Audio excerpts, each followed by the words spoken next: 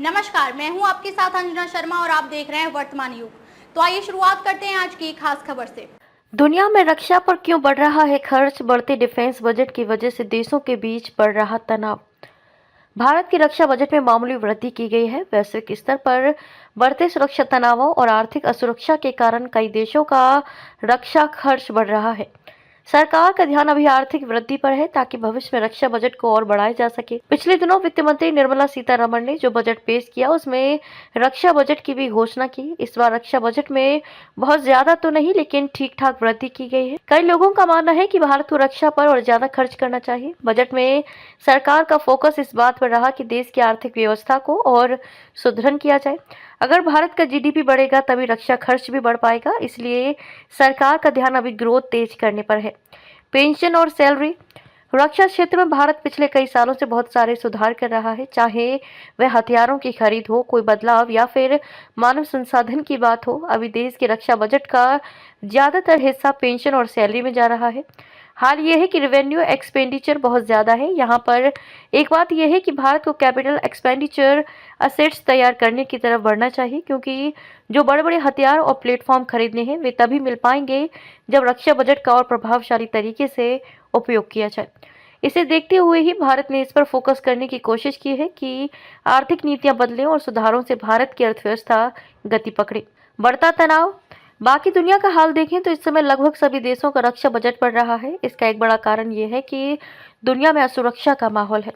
कई कारण ऐसे हैं जो माहौल को और तनावग्रस्त बना रहे हैं। कई युद्ध चल रहे हैं, रूस यूक्रेन का युद्ध हो या गाजा में इजराइल का युद्ध, दोनों ही बड़ी परेशानियां हैं। मिडिल ईस्ट में हालांकि सीज फायर हो चुका है, फिर भी वहां माहौल काफी तनावग्रस्त बना हुआ है। रूस यूक्रेन युद्ध की जहां एक बात है तो उसे रोकने पर बात अभी बयानबाजी से आगे नहीं बढ़ी है। यही नहीं, अमेरिका और चीन के बीच जो परेशानियां हैं, जो प्रतिद्वंदिता है, वह और गति पकड़ रही है। यूरोप से हिंद प्रशांत।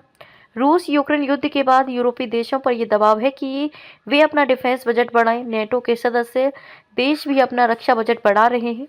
रूस के पड़ोसी देश भी थोड़े से डरे हुए हैं। जब से यूक्रेन पर रूस ने आक्रमण किया है उसके बाद से उन देशों का भी रक्षा बजट बढ़ रहा है। दूसरी तरफ चीन ने हिंद प्रशांत के इलाके में जिस तरह का माहौल बनाया है वह भी इस क्षेत्र में मौजूद देशों के लिए सिरदर्द बना हुआ है। इसके चलते जापान अपनी डिफेंस पॉलिसी बड़ी तेजी से बदल रहा है। साउथ कोरिया, ऑस्ट्रेलिया और कई साउथ ईस्ट एशिया के देश अपना रक्षा बजट बढ़ा रहे हैं। ग्लोबल गवर्नेंस दरकिनार। इस समय जिस तरह का माहौल है और जिस तरह की अव्यवस्था बनी हुई है, हमारे मल्टीलैटरल इंस्टीट्यूशंस भी काम नहीं कर रहे हैं। इनको देखते हुए दुनिया भर के देशों का रक्षा बजट बढ़ रहा है।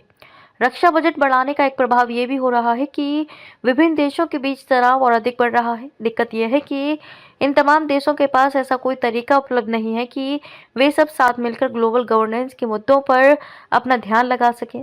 इसके चलते ग्लोबल गवर्नेंस को दरकिनार करके इस समय हर देश सिर्फ अपने बारे में सोच रहा है। आर्थिक असुरक्षा। आर्थिक तौर पर भी अगर आप देखें तो संरक्षणवाद बढ़ रहा है। ये आर्थिक असुरक्षा का रूप ले रहा है, क्योंकि लोग परेशान हैं, वे असुरक्षा का अनुभव कर रहे हैं।